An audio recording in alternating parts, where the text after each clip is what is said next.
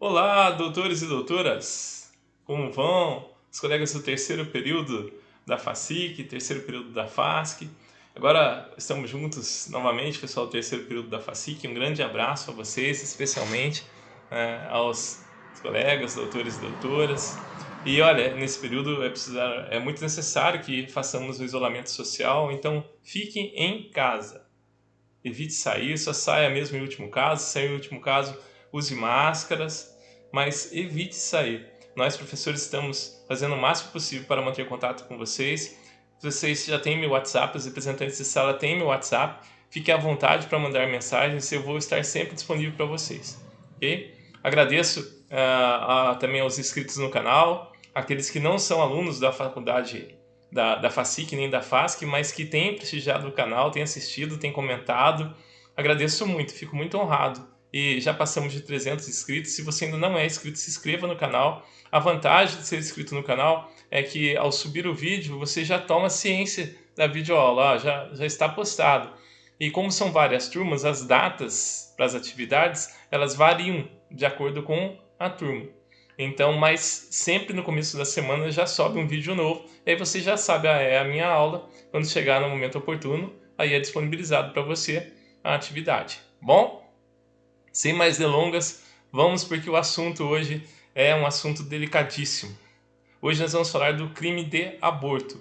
E eu vou propor uma discussão mais ampla do que simplesmente estabelecer questões técnicas acerca do crime de aborto. Uma pena, é uma aula que eu gosto muito quando ela é presencial, que eu gosto de colher a informação, colher a opinião dos doutores, que sempre é bem interessante, sempre mostra um aspecto do entendimento de cada um, do entendimento da leitura que se faz do tipo penal, da necessidade de haver essa previsão legal no ordenamento penal brasileiro, se ela é suficiente do jeito que está, não deveria ser tratado com mais rigor.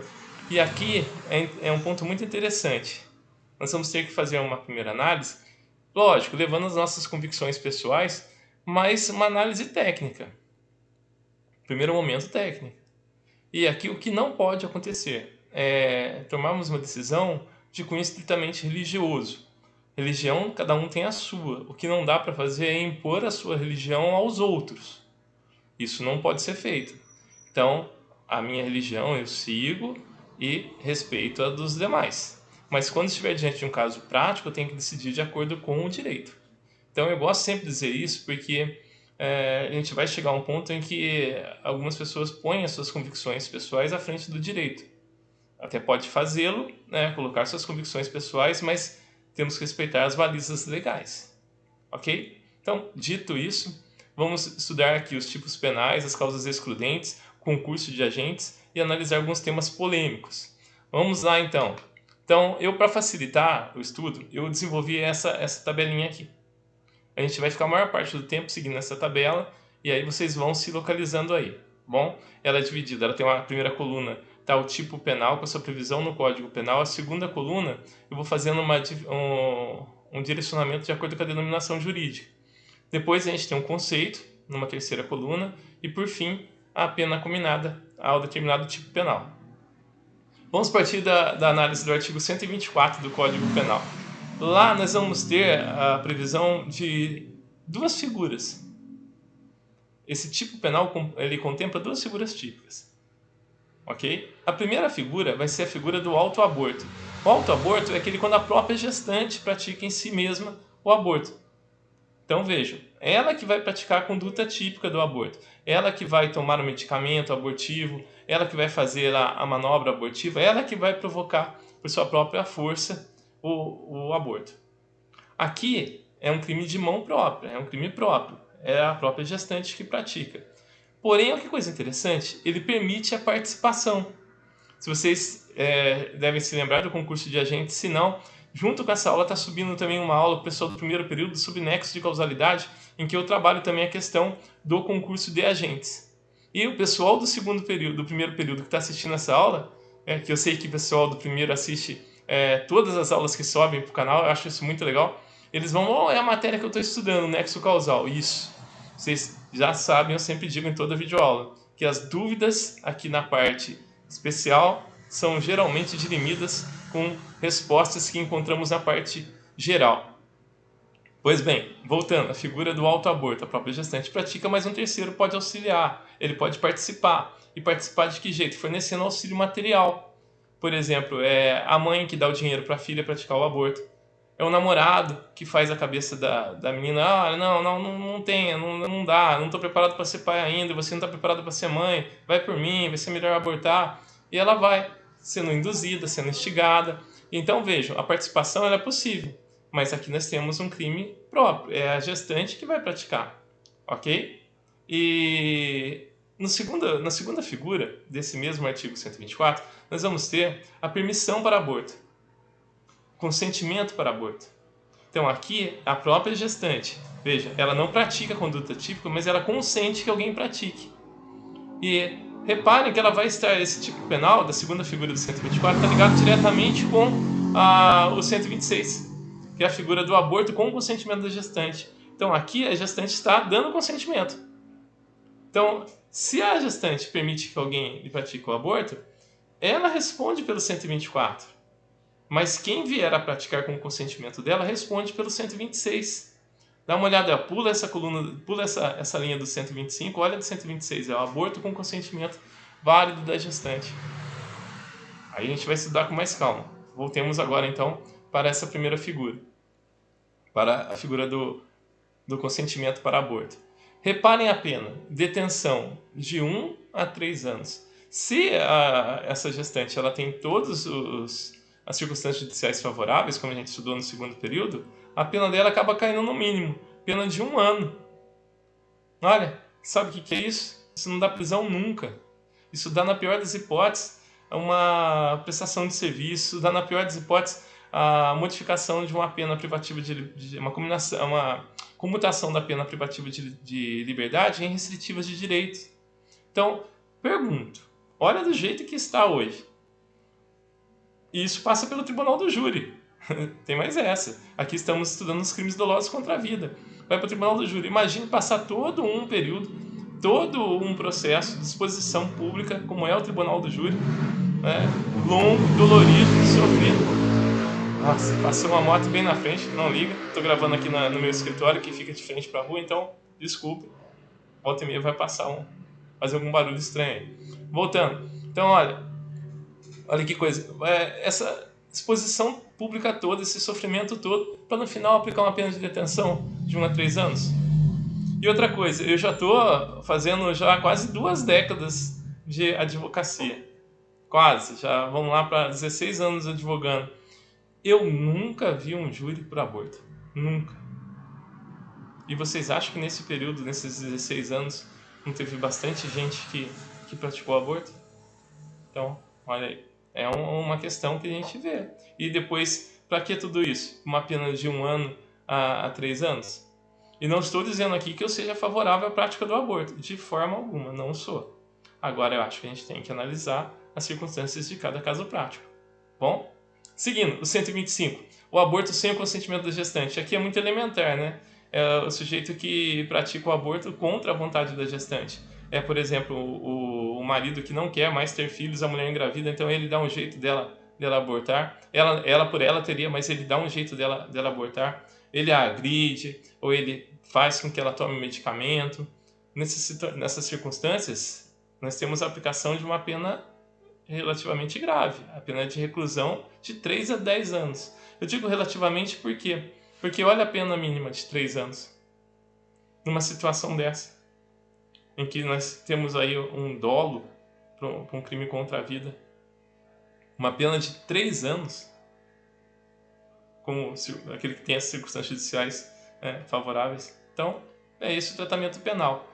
E qual é o conceito? Ele é praticado sem consentimento da gestante, isso, né, é o consentimento claro. Temos também que analisar nessas circunstâncias o dissentimento real. Ou seja, a gestante ela tem que estar em condições mesmo de dar de dizer o que ela quer, o que não quer. Se ela não tiver essas condições, se ela estiver abalada por algum motivo psicológico, se ela não tiver com plena capacidade para dizer que quer o aborto, isso é considerado como um aborto sem consentimento, porque esse consentimento ele tem que ser válido, ele tem que ser real.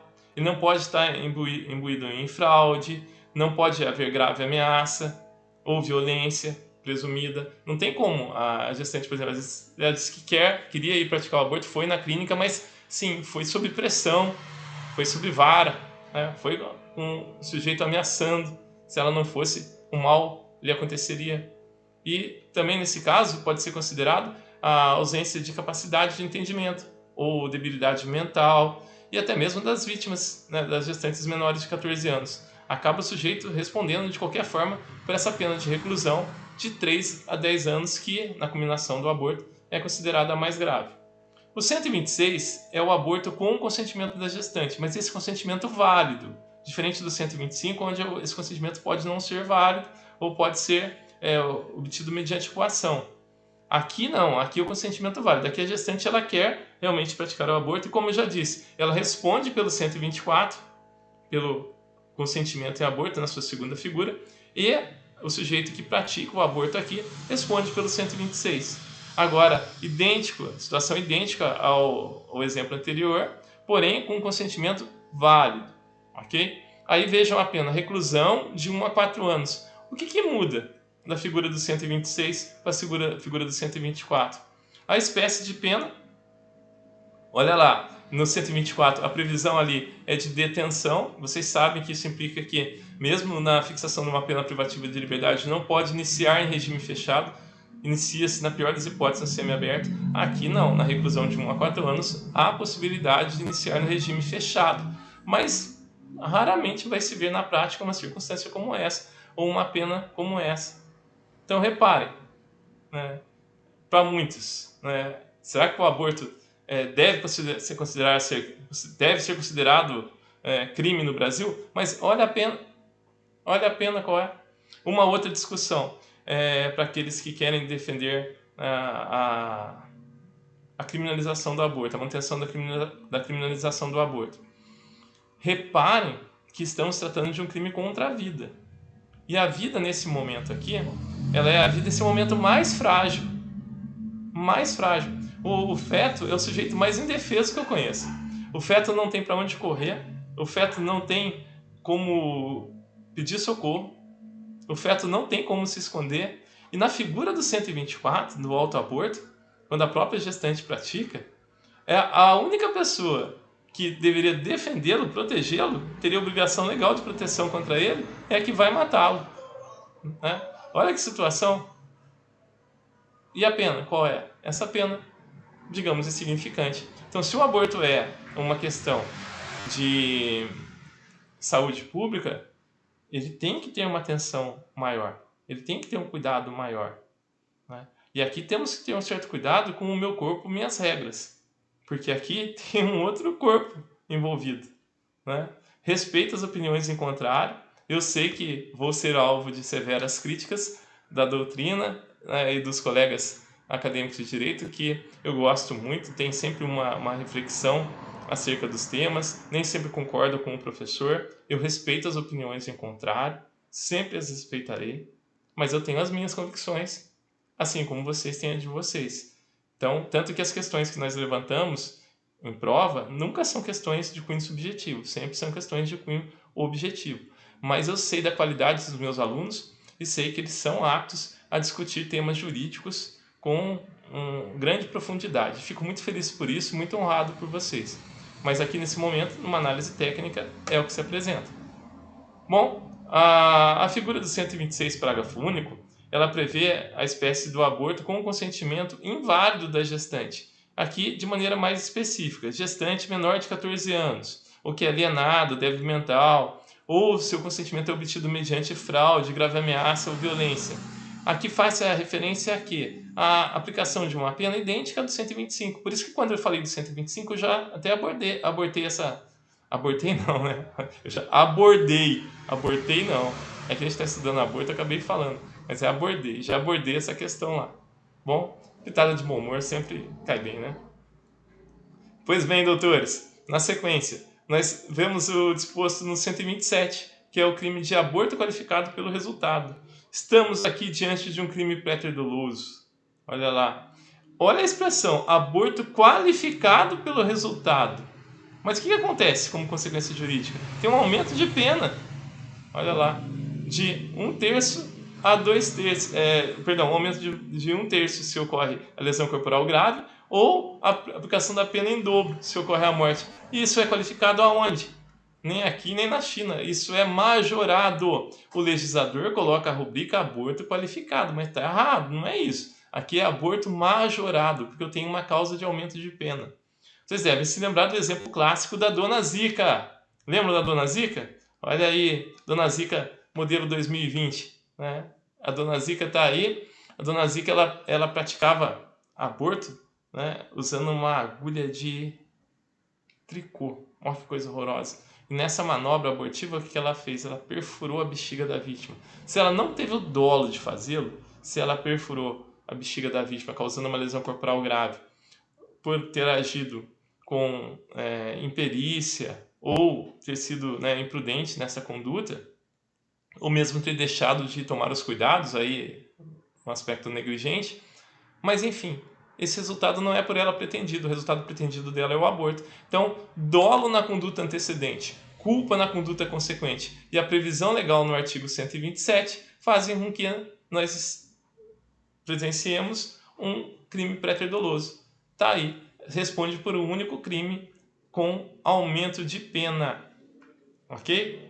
Então, e saber o que é uma lesão corporal de natureza grave? Aí você vai ter que fazer uma remissão lá no artigo 129. Nós não estudamos ainda, mas vocês já sabem. 129, ele prevê as figuras da lesão corporal grave e depois da lesão corporal gravíssima. Quaisquer daqueles resultados, lógico, retirando o aborto, porque né, senão seria bis in idem, estaríamos gerando aqui um aumento de pena de 1/3. Ok, doutores? E em caso venha a gestante falecer, a pena é aplicada em dobro. E aí passemos às causas excludentes da ilicitude ou da antilicidade. No aborto necessário ou terapêutico, previsto no inciso 1 do artigo 128. Quando não há outro meio de salvar a vida da gestante. Quando não há outro meio de salvar a vida da gestante, nós sabemos que o médico pode praticar aborto. E aí, essa conduta por extensão, não vai ser punido o médico pelo 126 ou pelo 125, não será punida a gestante pelo 124, diante dessa causa excludente. Agora, há que se observar o seguinte, ela tem que estar correndo perigo de vida, isso tem que ser comprovado. E quem pode praticar o aborto nessa condição? O médico. E se uma enfermeira pratica? Será que dá para se incluir aí na causa excludente de antilicidade? Não dá, porque o tipo penal coloca o médico. Mas não pode fazer analogia? Não, nesse caso não. Mas ela responde à enfermeira? Depende. Depende do que? Se a gestante está correndo risco iminente ou atual, podemos considerar o estado de necessidade. Então, no que difere o artigo do Código Penal da parte geral, o artigo que considera o estado de necessidade com relação à previsão legal aqui do 128.1? Aqui não se exige o risco imediato, não se exige, aqui se admite a possibilidade desse risco, quando não há outro meio de salvar a vida da gestante. Então, não tem que estar acontecendo, não tem que ter sido imediato. Né? Mas se há um risco significativo para ela, embora futuro, pode-se praticar o aborto. Essa é a diferença entre essa causa excludente e aquela geral. Então vai depender de cada circunstância do caso prático em relação à enfermeira. Mas aqui, diante do médico, tranquilo, se ele atestou, pode. Mas e a segunda figura, qual é? É o aborto sentimental ou humanitário, também chamado de aborto ético. Ético eu não sei por que é chamado, mas presta atenção. Nos casos em que a gravidez decorre de estupro. Aí, havendo consentimento da vítima, pode-se praticar o aborto. E aí, também a mesma hipótese pode acontecer quando a gestante é incapaz ou ela, sendo incapaz, precisa só da autorização, nesse caso, do seu representante legal. Agora, reparem que situação. Aqui, o que se preserva? A vida humana? Não. Aqui se preserva a integridade física, a integridade mental, a integridade psíquica da gestante. que ela não é obrigada a conviver com o fruto daquele ato violento, né? Que, por acaso, é um ser humano. Então, no primeiro momento, acontece o sacrifício da vida humana para a preservação de uma outra vida. Aí a gente até entende pelo estado de necessidade. Aqui é o sacrifício da vida humana, desse bem jurídico, por um outro de diferente valor, que é a integridade física, integridade psíquica. Mas o legislador ainda assim considera como excludente de licitude, respeitando a integridade psíquica da mulher. Aqui eu sei que vai dar uma discussão imensa, mas percebam, há um desequilíbrio entre as previsões entre os bens jurídicos tutelados. Se sacrifica a vida, né? Por que o sujeito vai morrer aqui? Por que o feto vai morrer aqui? Ele vai morrer à razão do pai que ele tem. Olha que coisa curiosa. Ele, como se ele tivesse alguma culpa do pai dele ser um estuprador. Mas, para garantir que a mãe dele não venha a sofrer com a existência dele, ele é sacrificado, com autorização daquela que, se ele nascesse, teria obrigação legal de protegê-lo. Eu sei que vai dar polêmica, já estou até vendo a Mara brigar comigo, a Mara lá da FASC. Já estou até vendo, né, ela com aquele grupo de estudos que eu prezo muito ali do terceiro período da FASC, já colocando algumas posições. Né? Não sei se aqui os colegas da FACIC vão também fazer alguns debates com relação a isso. Eu espero que façam. Espero que vocês façam, que debatam. E até é bem interessante. Eu vou ver se eu marco uma videoaula, não uma videoaula, mas uma live no Instagram para a gente discutir entre os terceiros. Ok? A gente vai fazer essa discussão sobre o crime de aborto. Então hoje vocês reparem que eu estou fazendo uma videoaula técnica, mas de fundo provocativo e de propósito. Porque aqui é interessante a gente treinar esse raciocínio jurídico. Ok? Vamos seguir? Na sequência eu vou trazer uma matéria e eu quero que vocês analisem comigo. É o jogo dos 500 erros. Vamos ver quem acha os 500 erros aí. Olha lá. Eu tirei da internet. Eu tirei isso daqui, vamos ver, em 4 de março de 2009. Olha que interessante. Vamos lá. Advogado de igreja vai denunciar mãe de menina grávida ao MP. O advogado vai denunciar a mãe de menina grávida ao MP. O Ministério Público designou promotora para acompanhar o caso. Em nota, a MP afirma que o procedimento não necessita de parecer jurídico. Vamos ler a matéria? Advogado da Arquidiocese de Olinda e Recife, Márcio Miranda... misturou dois nomes, ó, Márcio do Penal e Miranda do Civil. O pessoal da FACIC está rachando de rir. O pessoal da FACIC não está entendendo a piada. Mas um dia eu levo o professor Fábio aí e vocês vão entender. Deve apresentar ao Ministério Público de Pernambuco, até a próxima sexta-feira, 6, denúncia de homicídio.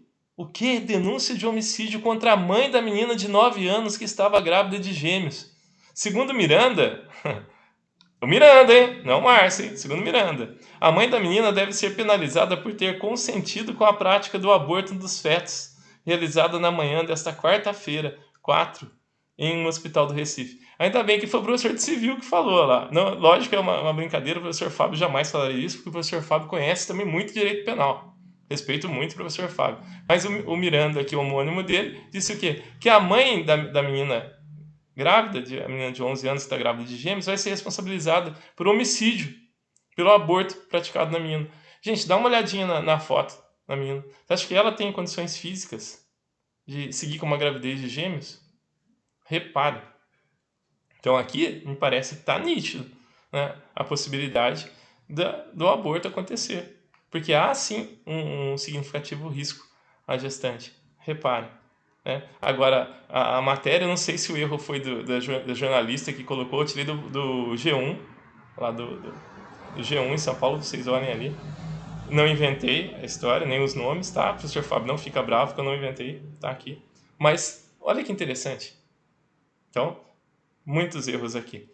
Quero debates, né? Vamos fazer uma live aí para debater. Na sequência, vamos a algumas questões de ordem que eu coloco. Então, crime de aborto, sujeito passivo, gêmeos, concurso formal ou crime único? Juntou uma matéria aí do seu pessoal do segundo período. Qual é a opinião do Fernando Capês?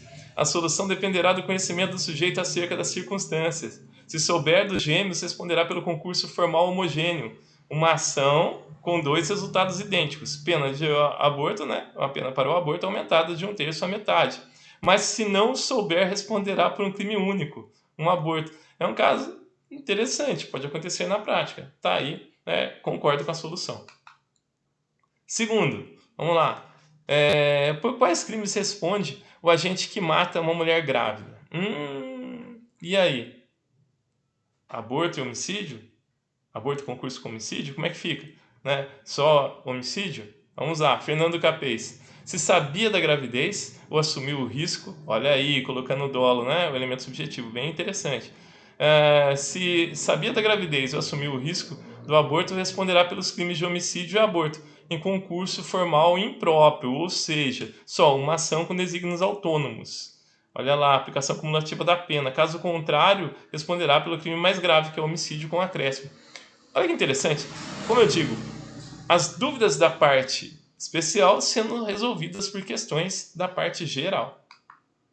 Outra questão: será necessária a autorização emanada do Poder Judiciário para que se pratique o aborto legal ou sentimental? Havendo urgência no caso do aborto necessário, o médico poderá proceder de pronto, agindo em estado de necessidade, não havendo necessidade de previsão legal a ensejar formalidade. Por óbvio, se você for esperar a tramitação do Poder Judiciário, a criança nasce e faz aniversário. Bom, no entanto, leciona Fernando Capês que o médico deverá levar em conta o parecer de 2 outros colegas, devendo ser lavrada uma ata em 3 vias, sendo uma enviada ao Conselho Regional de Medicina e outras ao diretor clínico do estabelecimento onde se procederá o procedimento.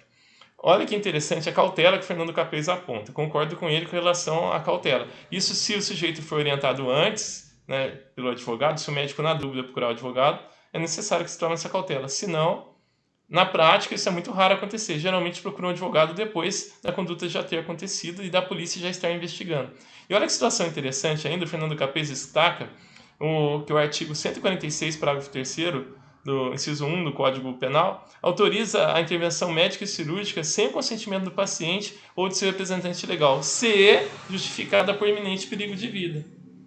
Para isentar o sujeito, não de aborto, Fernando Capês, para isentar o sujeito de responder pelo artigo 146, que é constrangimento ilegal. Mas dá para a gente discutir.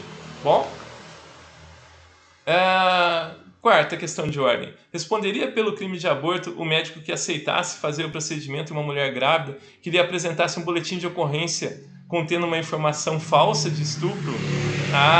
Nesse caso, no segundo momento, nós sabemos que a necessidade do consentimento da gestante, né, e ela tem que estar provada a prática do crime de estupro. Como que eu sei que aconteceu o crime de estupro? Como que eu provo? Não seria depois do trânsito julgado de uma decisão? Antes eu tenho certeza que aconteceu o crime de estupro? Olha aí. Mas nesse caso, como que se aponta a resposta? Não, haveria uma discriminante putativa, que é o chamado erro de tipo excusável. O médico acreditou naquela situação de fato, foi apresentado um documento, ele acreditou. Embora o boletim de ocorrência seja um ato unilateral, qualquer um pode registrar, não quer dizer que está registrado ali está certo. Mas, enfim, está nítido que o médico foi levado a erro. Mas a mulher, sim, ela responde pelo artigo 124, né, porque ela quis praticar o aborto, não for verdade a questão do estupro, e ainda por falsa comunicação de crime. Por quê? Porque levou ao poder da justiça, ao poder a polícia, a comunicação falsa de um crime que não aconteceu. Bem? Bom, a enfermeira ou parteira que praticasse um aborto para salvar a vida de uma gestante responderia pelo crime, visto que o artigo 124 se refere apenas ao médico, no caso do aborto necessário? Eu já respondi essa questão, hein? Na hora que a gente estava falando sobre isso. Vamos ler? Não, pois a conduta abrangeria o artigo 24. Ela não responde pela causa excludente do 128, mas sim pelo 24 do Código Penal, que é o estado de necessidade. Porém, o perigo tem que ser atual, ao invés do médico, que poderá praticar a conduta detectando um prejuízo futuro à vida da gestante, conforme leciona Fernando Capês. Bom, essa aí eu acertei. Até agora não errei nenhuma, hein? O pessoal fica bravo quando eu falo isso. E no caso da enfermeira ou da parteira praticar o aborto sentimental, aquele decorrente do estupro? Opa! Aí, segundo Fernando Capês, responderá pelo crime, não lhe cabendo a causa excludente mencionada no caso anterior. Concordo. Contudo, olha que interessante, o César Roberto Bittencourt, que é um autor que eu gosto muito, olha ele aqui. Deixa eu ver onde que está na minha estante. Coleção completa, né? César Roberto Bittencourt. Ele entende que, no entanto, se possível afastar-se a culpabilidade devido à inexigibilidade de conduta diversa. Olha aí matéria que a gente já estudou na teoria geral do crime. Um dos elementos da culpabilidade, que é a que não se tem a exigibilidade de conduta diversa. Então não há como se esperar outra conduta do agente, senão aquela por ele praticada. Bem? Grande César Roberto Bittencourt. Nos casos autorizados por lei, as enfermeiras que participam do aborto responderiam pelo crime, visto que a excludente faz referência unicamente ao médico? Resposta: não. A conduta do médico é atípica. Assim, se você auxilia alguém numa conduta atípica, ou participa da conduta atípica, você não responde pelo crime. Lembra da teoria da acessoriedade limitada? Boa! Bom, chegamos agora a uma discussão da interrupção da gravidez nos casos de fetos encefálicos. Bom, isso daí permeou a doutrina durante muito tempo, a jurisprudência, e houve uma grande discussão. E a polêmica se estourou no STF em 2004, quando o ministro Marco Aurélio de Mello ele concedeu uma liminar autorizando a interrupção da gravidez. Não se falou aqui de aborto, mas sim de interrupção da gravidez. Na prática, a gente sabe que é a mesma coisa. E aqui eu gosto de destacar sempre a questão religiosa. O ministro Marco Aurélio, muito religioso, católico fervoroso, chegou a ser ameaçado de excomunhão, que é a sanção mais grave que pode ser aplicada pela Igreja Católica a um de seus fiéis. E olha que interessante. Por quê? Porque ele tomou essa decisão e ele tomou com base nas convicções religiosas dele? Não. Ele tomou a decisão de maneira técnica. Porque o ministro Marco Aurélio de Mello, ele entendeu que não havia vida no feto. Porque quando se tem vida, a gente pode discutir isso, né? Vida no sentido jurídico. Até inclusive a minha dissertação de mestrado fala sobre isso. Eu trato lá do início da vida e digo, há um diálogo entre a ciência, a bioética e o biodireito. E eu concluo a minha dissertação de mestrado entendendo que a vida começa em vários momentos de acordo com o ponto de vista. Então, do ponto de vista jurídico, se não tem função cefálica, não tem vida, porque quem não tem função cefálica é considerado morto no direito penal brasileiro. Então, por essa razão, olha que coisa interessante, o ministro Marco Aurélio concedeu a liminar e a questão foi discutida.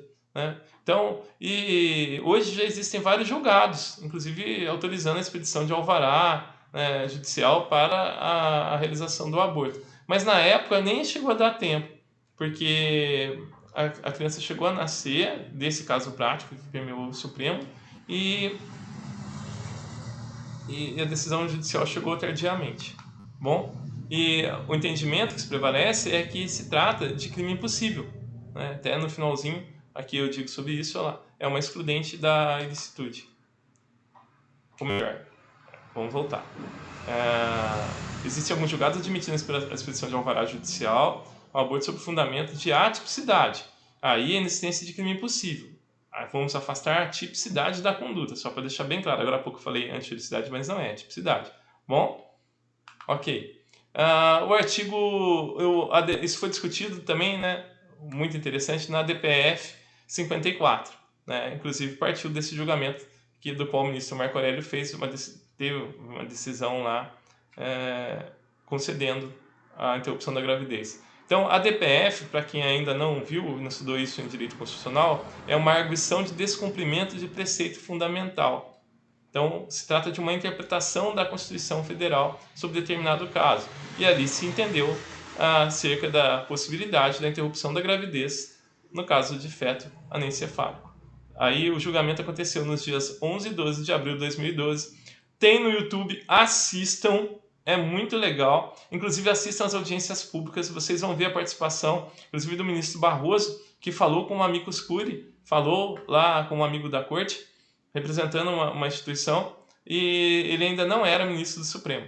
Bom, e o julgamento, eu até complemento aqui, procedeu com 8 votos favoráveis e 2 contrários. Olha como é que o direito penal não é ciência exata. Né? 2 ainda votaram contrários dos 10 que participaram desse julgamento. Então, é outro ponto interessantíssimo de discussão. Doutores, para concluir, já passamos de 30 minutos de videoaula, uma videoaula longa, mas eu gostei muito porque é um assunto muito interessante. Ok? Olha esse exemplo aqui, que eu costumo colocar na sala de aula. Uma questão que a gente pode trabalhar. Esse sujeito que aqui está, de bonezinho no seu canto esquerdo aí, ele chegou pra namorar e a minazinha que tá com ponto de interrogação em cima da cabeça aí falou pra ele assim: mano, uma novidade pra você, ó, você vai ser papai. Aí ele falou pra ela: você tá louca, mina? Eu, papai, muito novo pra ser papai, você é doida, vai você. Você acha que eu vou ficar aí trocando fralda? Eu vou pra balada. As novinhas tão sensacional, eu vou curtir a balada. O que o sujeito fala pra ela? Ela ficou arrasada, né? Ela achando que ia casar, ia ter criança. Ela chegou pra colega dela e falou assim: miga, sua louca, eu tô grávida. Eu falei pro mano, o mano falou que eu deveria abortar. Olha só pra você ver aqui, o que você acha? Eu tô pensando. Aí a amiga, sua louca, falou pra ela: ele tá certo. Tem mais que abortar mesmo, você é boba. Enquanto você vai ficar aí trocando fralda, né, cuidando de criança à noite, ele vai estar pra balada. Você é boba. Aborta isso daí. Se eu fosse você, ó, tirava. Aí repare que ela volta pra casa e conversa com a mãe. Olha no cantinho ali, tem na parte inferior aí, tem a mãe, né? Com um cifrãozinho. Ela fala pra mãe: mãe, eu conversei com o mano, que eu tava grávida, o mano falou que não, que era pra eu tirar. Deu a ideia. Conversei com a amiga, a minha amiga sua louca lá, ela pegou e falou que o mano tava certo, que eu deveria tirar. E eu confio muito na amiga. Só que eu não tenho dinheiro, mãe. Você me ajuda? E a mãe faz o quê? Dá o dinheiro. A mãe dá o dinheiro pra essa mocinha, né, gestante, e ela vai abortar. Então toma, filho, toma o dinheiro aqui, vai lá e resolve o seu problema. Ela pega um táxi, e no táxi ela fala pro sujeito: escuta, eu quero ir pra Dona Zica. Você sabe onde fica Dona Zica? Aí o taxista: ah, aquela que faz aborto? É pra aborto? Ah, tô acostumado a levar as mulheres pra fazer aborto lá. Entra aí que eu já levo, não precisa nem dar o endereço, já sei onde é. Pá, levou, chegou lá, entregou, né, a passageira para Dona Zica. A Dona Zica praticou o aborto, como vocês já sabem, né? Com aquele estilo dela com a agulha de tricô. E ela contou com o auxílio, dessa vez, da Ziquinha, filha da Dona Zica, que ajudou na conduta ainda, segurando a minazinha para que ela pudesse fazer os procedimentos. E aí ela acabou perfurando a bexiga da minazinha. A minazinha ficou, né, muito mal, teve que ser hospitalizada e tudo mais. E olha que interessante, quando a polícia chegou lá na casa da Dona Zica, viu que tinha até um segurança tomando conta da casa. Agora, eu não quero que você simplesmente me diga o que cada um, se qual deles aqui, desse concurso de agentes, quem é partícipe e quem é o autor. Não quero. Eu quero que você vá além. Agora, no terceiro período, você tem que me dizer por qual artigo de lei responderá cada um dos agentes.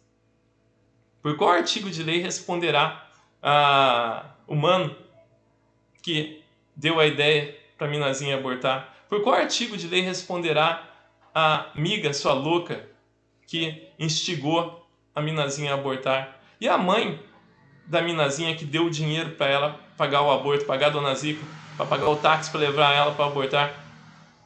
Por qual crime ela responde? E o motorista do táxi, que sabia que estava levando ela para uma clínica de aborto? Será que ele responde também? Por qual artigo?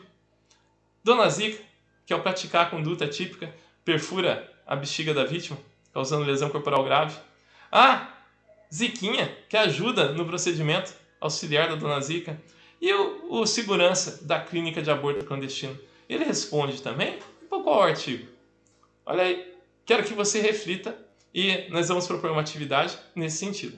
Bom, gostaram? Então, legal, gente, eu estou muito feliz. Um abração para vocês. E olha, eu queria agradecer, se você ainda não está inscrito, se inscreva no canal, ative aí a notificação para ser informado toda vez que eu subir um vídeo. E fique à vontade para me mandar um WhatsApp, para a gente conversar no Instagram, bom? Para responder as questões se você tiver alguma dúvida. Mas fica em casa, por favor, aproveite esse período para estudar. Bom, pessoal? Então, precisar de algum contato, estamos aqui. Um grande abraço, foi um prazer imenso estar com vocês e vamos fazer uma live essa semana ou na próxima semana para discutir sobre o aborto. Um grande abraço a todos, fique com Deus.